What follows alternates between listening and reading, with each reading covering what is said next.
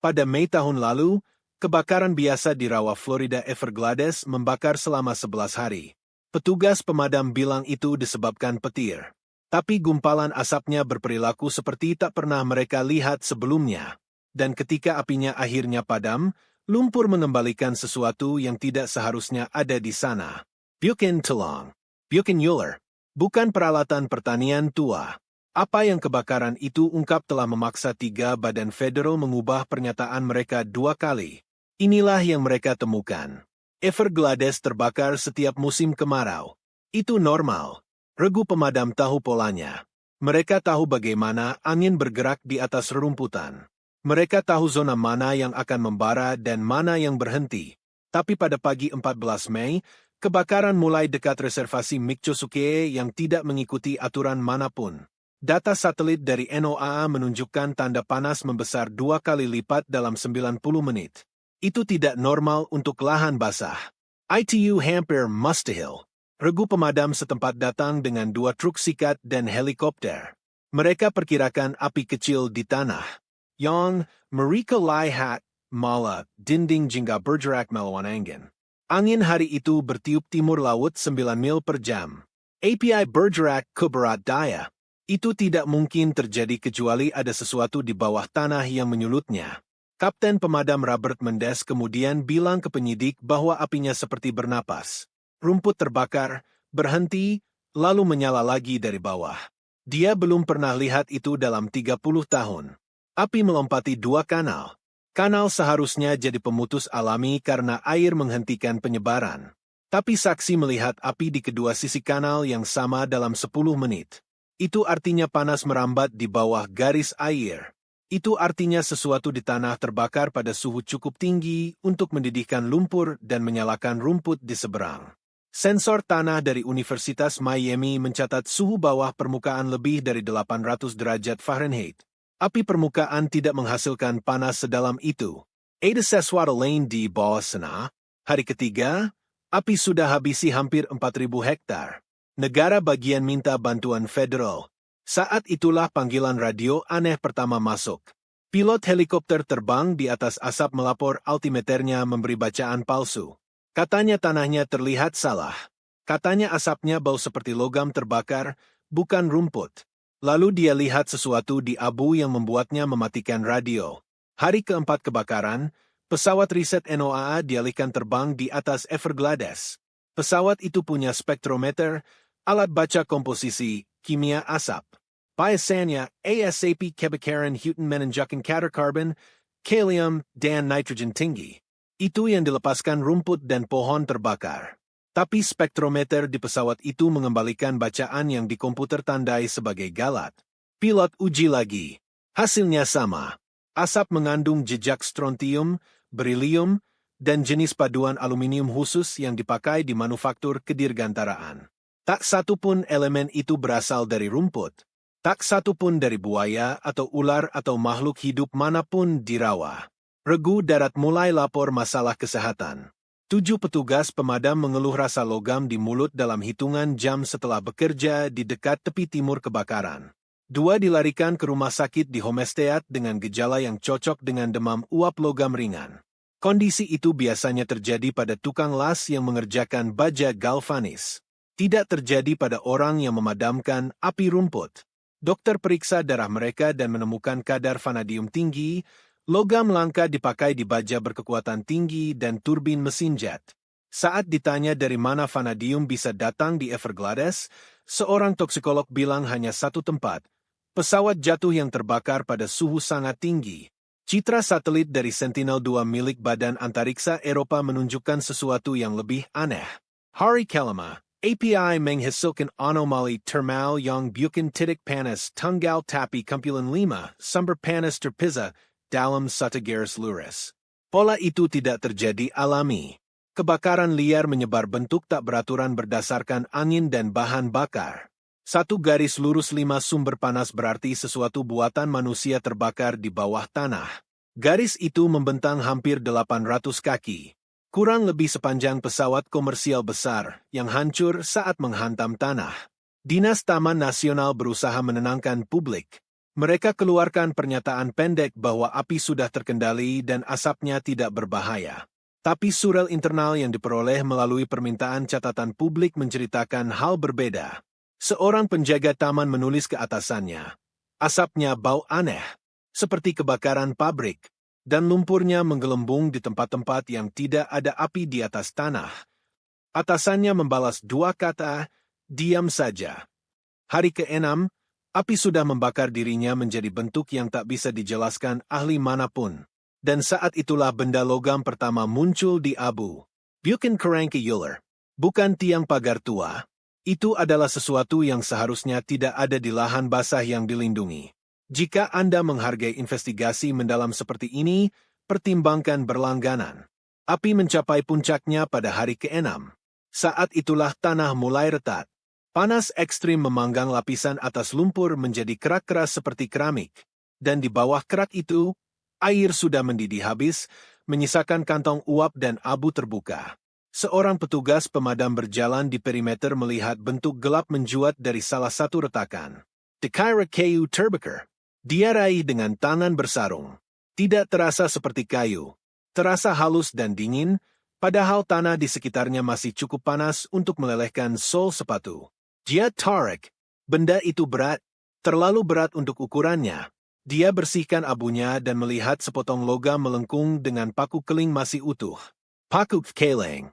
Itu artinya logam itu telah dibentuk oleh tangan manusia. Petugas pemadam memanggil kaptennya. Kapten memanggil serif kabupaten.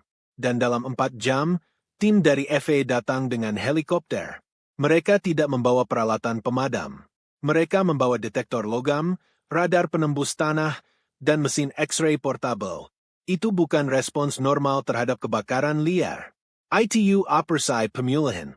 Pemindaian radar penembus tanah menunjukkan sesuatu yang membuat penyidik utama terdiam.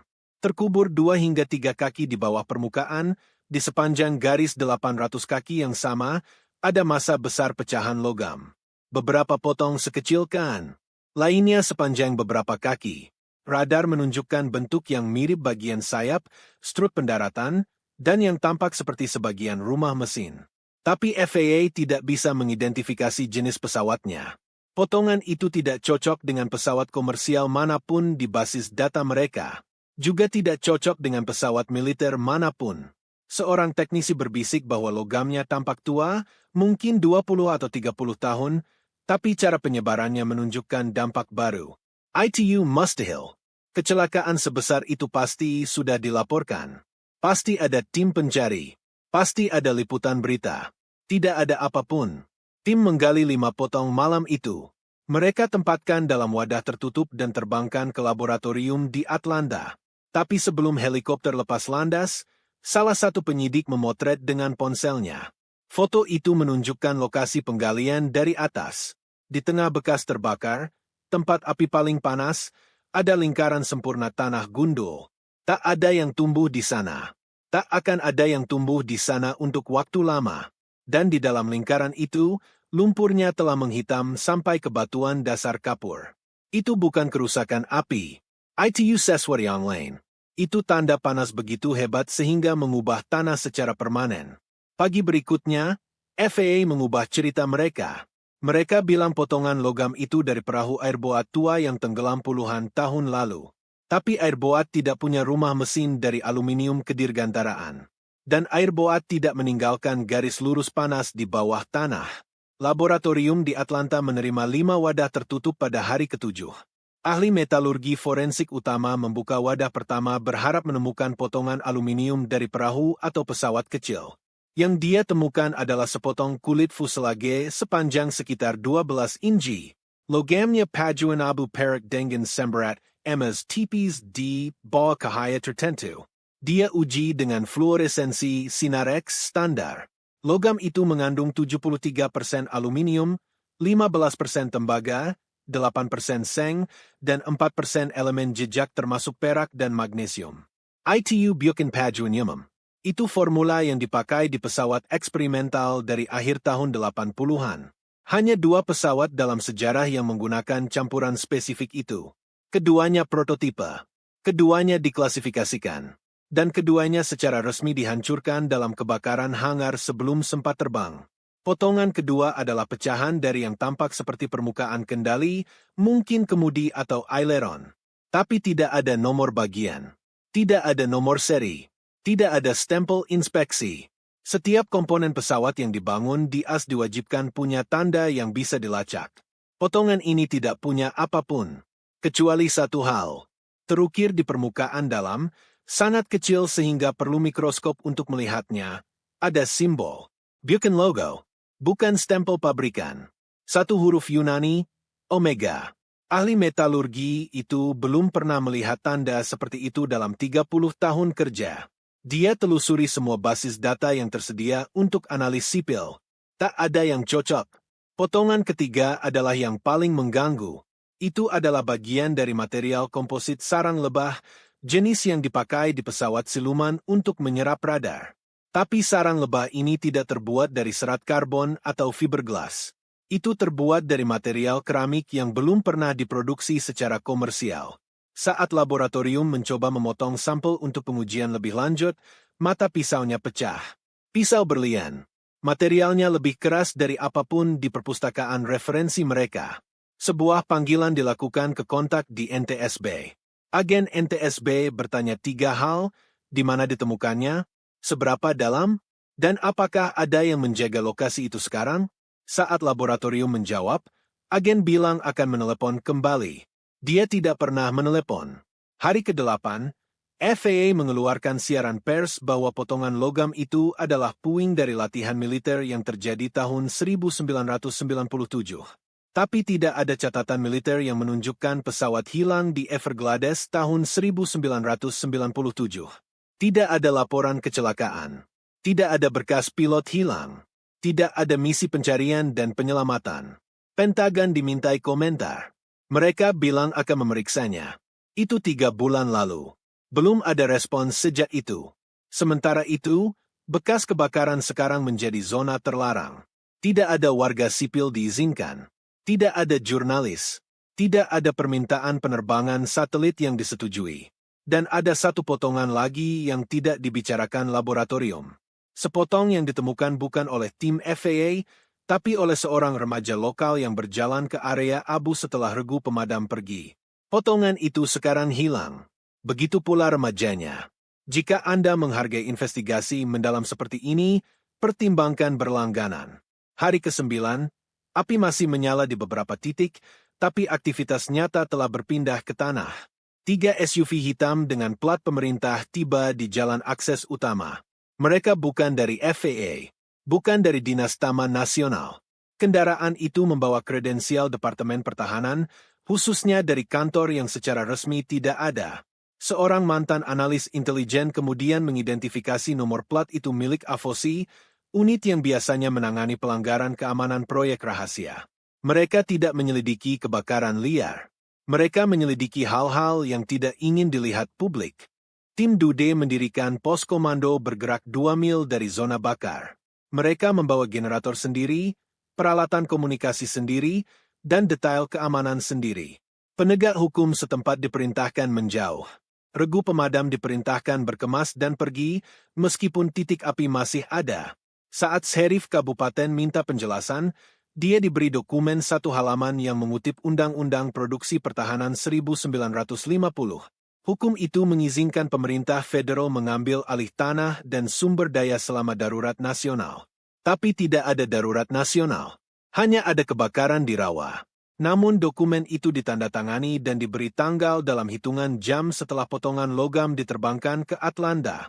Apa yang terjadi selanjutnya tidak biasa bahkan menurut standar proyek rahasia. Tim Dude membawa alat penganalisis uap tanah portable, alat yang mengukur bahan kimia di udara tepat di atas tanah. Menurut saksi yang bekerja sebagai kontraktor di lokasi, alat itu terus berbunyi dengan bacaan hidrazin. Hidrazin adalah bahan bakar roket. Juga sangat beracun. Tidak terjadi secara alami dimanapun di bumi. Jika hidrazin ada di tanah, itu berarti sesuatu dengan mesin roket telah jatuh atau terbakar di tempat persis itu. Saksi bilang petugas yang memimpin melihat bacaannya, lalu menyuruh tim mengkalibrasi ulang alat dan uji lagi. Uji kedua menunjukkan hasil yang sama. Petugas itu lalu mengambil kartu memori dari alat, memasukkannya ke saku, dan menyuruh semua orang melupakan apa yang mereka lihat. Hari ke-10, zona terlarang meluas dari 200 hektar menjadi hampir 2.000 hektar. Alasan resmi yang diberikan adalah penampungan bahan berbahaya. Tapi tidak ada peringatan bahan berbahaya yang pernah dikeluarkan ke publik. Tidak ada perintah evakuasi. Tidak ada peringatan kesehatan. Orang-orang yang tinggal dalam radius 5 mil dari bekas kebakaran tidak pernah diberitahu bahwa bahan bakar roket mungkin ada di air tanah mereka. Sebaliknya, pemerintah menempatkan penjaga bersenjata di setiap pintu masuk zona. Helikopter tanpa tanda terbang rendah di atas area itu setiap jam, siang malam.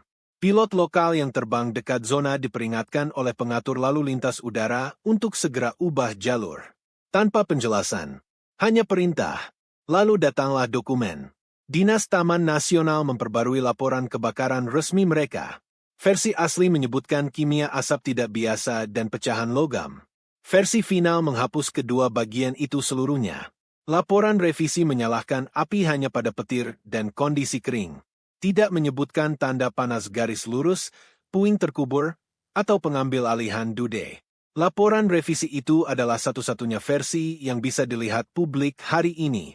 Versi asli telah diklasifikasikan. Sementara tim pemerintah bekerja mengubur bukti di atas tanah, cerita berbeda muncul dari orang-orang yang tinggal dekat api. Reservasi Mikchosuke berjarak kurang dari 3 mil dari zona bakar. Anggota suku telah tinggal di Everglades selama bergenerasi. Mereka tahu tanahnya. Mereka tahu satwanya. Mereka tahu apa yang pantas ada di sana dan apa yang tidak.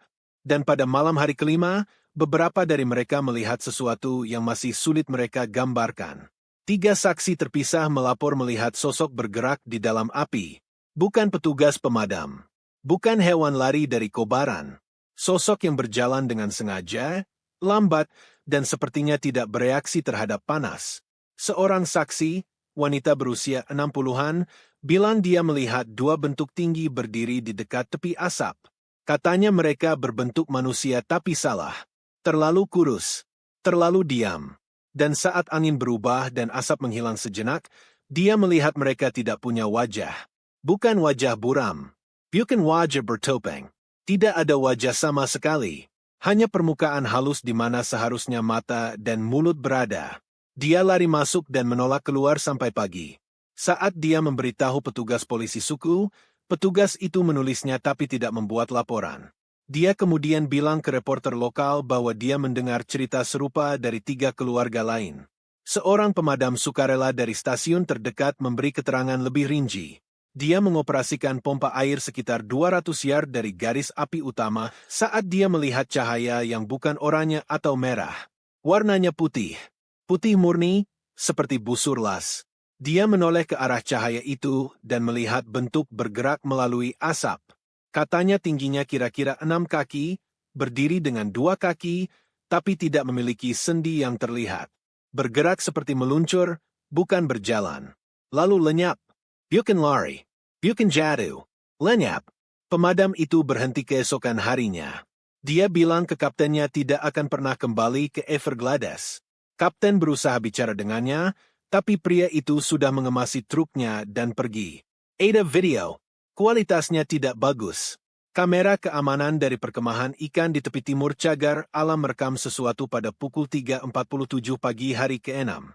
Rekaman itu menunjukkan api di kejauhan, lalu kilatan cahaya singkat yang bergerak horizontal melintasi bingkai dengan kecepatan tak bisa ditandingi manusia atau hewan manapun. Kilatan itu berlangsung kurang dari setengah detik.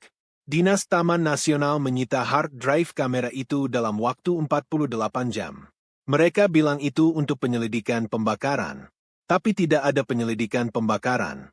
Hanya ada kebutuhan untuk mengontrol apa yang dilihat orang. Dewan suku menggedakan pertemuan tertutup.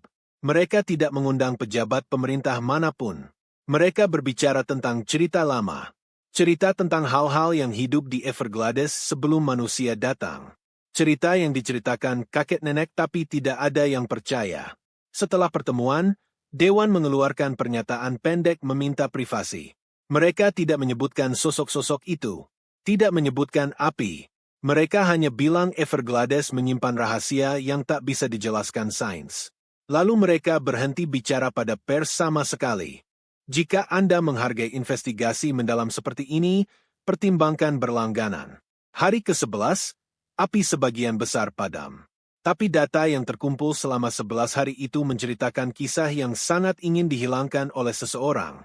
Stasiun cuaca, monitor kualitas udara, lintasan satelit, dan sensor tanah semuanya merekam informasi yang bertentangan dengan narasi resmi. Dan dalam 2 minggu setelah api dinyatakan benar-benar terkendali, informasi itu mulai lenyap. Mulai dari data cuaca. Jaringan cuaca otomatis Florida memiliki stasiun yang terletak 7 mil dari zona bakar. Stasiun itu mencatat suhu, kelembapan, kecepatan angin, dan tekanan barometrik setiap 15 menit. Pada hari kelima, antara pukul 2 dan pukul 4 pagi, stasiun mencatat anomali suhu 32 derajat di atas garis dasar. Itu bukan galat sensor. Itu peristiwa panas lokal yang berasal dari bawah tanah. Saat seorang peneliti meminta data mentah untuk periode waktu itu, jawabannya adalah filenya rusak. Rusak, bukan hilang. Bukan terhapus. Rusak. Itu istilah teknis yang biasanya berarti seseorang menimpa data asli dengan kode acak untuk membuatnya tidak terbaca. Selanjutnya, citra satelit. Perusahaan satelit komersial seperti Planet Labs dan Maxar mengambil gambar bumi setiap hari. Satelit mereka melintas di atas Everglades beberapa kali selama kebakaran. Gambar dari hari keempat dan kelima tersedia untuk publik selama sekitar seminggu. Lalu lenyap. Planet Labs memberitahu seorang jurnalis bahwa gambar dihapus karena permintaan privasi dari Badan Federal. Privasi. Untuk kebakaran liar di rawa tak berpenghuni. Permintaan itu tidak datang dari pemilik tanah pribadi. Itu datang dari kantor di dalam Departemen Dalam Negeri yang belum pernah meminta penghapusan satelit sebelumnya. Gambar tidak pernah dipunihkan. Penghapusan paling mengganggu terjadi di dalam server Dinas Taman Nasional sendiri. Seorang karyawan dengan akses ke basis data insiden kebakaran melihat bahwa semua log komunikasi radio dari hari ketiga hingga ke-8 telah dihapus. Bukan diarsipkan. Bukan dipindahin ke folder aman. Dihapus permanen menggunakan alat penghapus file tingkat militer. Alat itu tidak meninggalkan jejak file asli. Tidak ada pemulihan forensik yang mungkin. Karyawan itu bertanya ke atasannya mengapa. Atasan bilang log itu berisi informasi taktis sensitif tentang operasi pemadaman. Tapi operasi pemadaman tidaklah rahasia. Itu rutin. Itu dicatat tepat agar petugas pemadam masa depan bisa belajar dari kebakaran sebelumnya. Menghapusnya bukan protokol. Menghapusnya adalah penutupan. Permintaan Undang-Undang Kebebasan Informasi diajukan untuk semua catatan terkait kebakaran. Tanggapan datang 90 hari kemudian. 200 halaman dokumen dirilis, tapi setiap halaman telah disunding. Bukan hanya nama dan lokasi. Seluruh paragraf. Seluruh halaman. Satu halaman hanya memiliki satu kata yang terlihat, rahasia. Sisanya tinta hitam. Permintaan itu menghabiskan biaya $47 untuk pemohon. Yang mereka dapatkan adalah $47 persegi panjang hitam. Seseorang menginginkan data itu hilang. Bukan disembunyikan. Hilang. Dan mereka hampir berhasil. Tapi satu potong data selamat. Itu tidak ada di server pemerintah. Itu ada di laptop pribadi milik seorang mahasiswa pascasarjana yang telah mempelajari komposisi tanah di Everglades selama 2 tahun. Mahasiswa itu mengambil pengukuran di bekas kebakaran 3 hari setelah api padam. Pengukuran itu adalah satu-satunya catatan independen tentang apa yang sebenarnya ada di tanah. Dan itu tidak cocok dengan apapun di laporan resmi. API padam. Rumput sudah mulai tumbuh kembali di beberapa tempat. Pemerintah bilang lokasinya aman. Pemerintah bilang tidak ada yang perlu dilihat. Tapi zona bakar tetap ditutup untuk umum. Penjaga bersenjata tetap di titik akses. Dan citra satelit sekarang menunjukkan struktur baru dibangun di tepi timur bekas luka. Itu bangunan logam kecil tanpa jendela dan atap diperkuat. Dinas Bangunan Kabupaten tidak punya catatan izin untuk struktur itu. Tak ada yang tahu siapa yang membangunnya atau mengapa. Mahasiswa pascasarjana yang mengambil pengukuran tanah independen membagikan temuannya ke kelompok riset lingkungan kecil. Kelompok itu menerbitkan laporan singkat yang hampir tidak mendapat perhatian. Dalam laporan itu, mereka mencatat bahwa sampel tanah yang diambil dari bagian terdalam bekas kebakaran mengandung bola kaca mikroskopis. Bola itu terbentuk hanya ketika pasir atau tanah dipanaskan pada suhu di atas 3000 derajat Fahrenheit. Itu lebih panas dari pembakaran bahan bakar jet. Itu lebih panas dari kebakaran liar biasa dengan faktor 10. Itu adalah suhu dari semburan roket atau dampak kecepatan tinggi. Laporan itu juga mencatat kadar jejak iridium, logam yang langka di permukaan bumi tetapi umum di asteroid dan di material kedirgantaraan klasifikasi tertentu. Apa artinya? Artinya sesuatu menghantam tanah di tempat itu. Sesuatu yang panas. Sesuatu yang cepat. Sesuatu yang menyebarkan puing dalam garis lurus sepanjang 800 kaki. Sesuatu yang meninggalkan paduan logam yang tidak ada di pesawat komersial manapun. Sesuatu yang segera dipindahkan pemerintah untuk dikubur, baik secara fisik maupun dalam catatan publik. Tapi inilah pertanyaan yang tidak ada yang berani ajukan dengan lantang. Jika sesuatu jatuh di sana, di mana sisanya? Radar penembus tanah menunjukkan pecahan, bukan bangkai utuh. Pola panas garis lurus menandakan suatu objek yang sudah hancur sebelum menghantam. Itu artinya badan utama dari apapun yang jatuh itu bisa berada di tempat lain. Bermil-mil jauhnya. Mungkin di bawah bagian Everglades yang berbeda. Mungkin masih tersembunyi di lumpur, menunggu kebakaran lain untuk mengeksposnya. Warga setempat bilang Everglades punya rahasia. Mereka bilang setiap beberapa dekade, kebakaran atau banjir akan mendorong sesuatu ke permukaan yang tidak pantas di sana. Sepotong logam yang tak bisa diidentifikasi siapapun. Bau aneh di air. Perasaan bahwa ada yang mengawasi dari rumput tinggi. Pemerintah akan tetap menutup zonanya. Laporan akan tetap diklasifikasikan. Saksi akan diabaikan. Tapi abunya masih ada. Dan di bawah abu itu, sesuatu masih bersembunyi. Bukan hanya ular. Bukan hanya bangkai tua. Sesuatu yang orang-orang yang tinggal di sana sudah selalu tahu keberadaannya. Sesuatu yang kita semua tidak seharusnya temukan. Kebakaran Everglades Mei lalu bukanlah kecelakaan alam. Itu sebuah pengungkapan. Exposure Paksa dari Sesuatu yang terkubur dan dilupakan. Cerita resmi bilang petir dan rumput kering. Bukti bilang sebaliknya. Logam yang tidak ada. Panas yang seharusnya tidak terjadi. Data yang lenyap. Saksi yang melihat hal mustahil. Dan respons pemerintah yang bergerak lebih cepat dari apinya sendiri. Apa yang bersembunyi di rumput mungkin masih bersembunyi. Tapi sekarang kita tahu ia ada di sana.